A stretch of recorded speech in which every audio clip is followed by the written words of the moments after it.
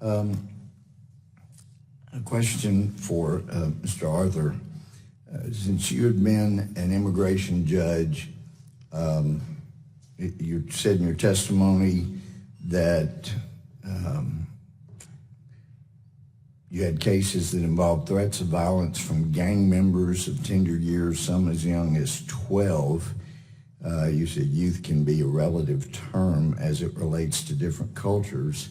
And we note that we've got criminal gangs that have become a scourge here in the United States. We've got recently an uptick in crimes committed by alien gang members, including multiple murders from MS-13, 18th Street gangs right here in Virginia, Maryland, D.C., New York, and Texas.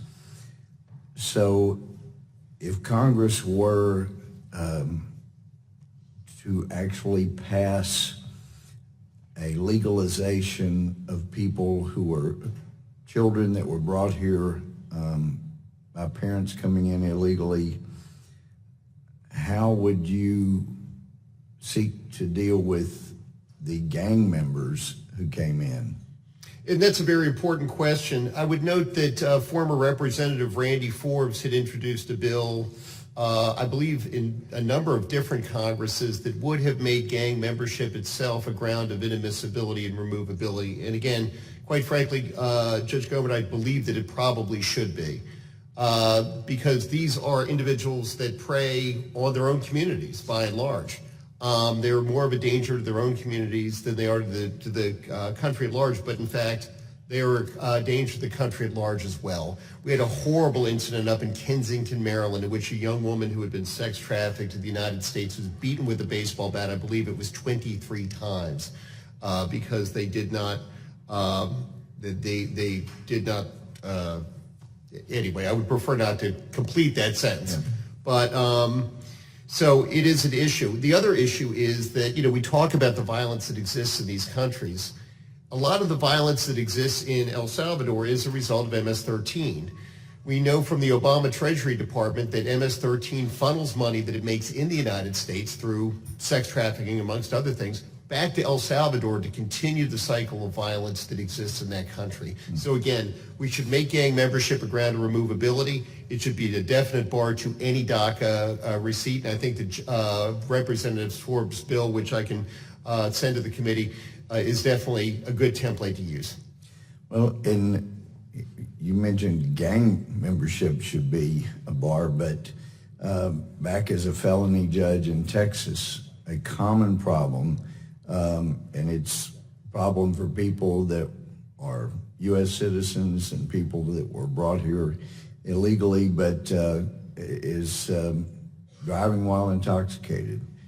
And obviously other crimes. I was a child, I think she was 4, killed and thrown in a well in my home county by someone who came in illegally.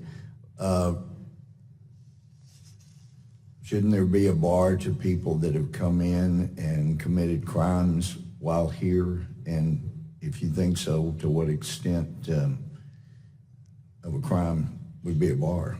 I would note that multiple criminal convictions are themselves a ground of removability. Drunk driving is not actually a ground of removability. I think that surprises a lot of people. There have been a number of proposals in the past to make it such. Mothers Against Drunk Drivers estimates that the average drunk driver drives 90 times drunk before they're arrested the first time. So one conviction actually represents 90 different offenses. And again, my son drives on the highways of America. I wouldn't want him to be the person that encounters that individual the 90th time. Well, I'd had a guy that had 9 DUIs before he came into my courtroom because he finally not just drove while intoxicated, but hit some people and hurt them very seriously. Don't you think that ought to be a bar if you've been convicted of driving under the influence or driving while intoxicated? Definitely should be a bar. It should be a bar to, it currently is a bar to DACA, but I definitely think that it should be a ground of inadmissibility and removability from the United States. I believe that Canada has a rule exactly like that, and we should adopt it. Thank you.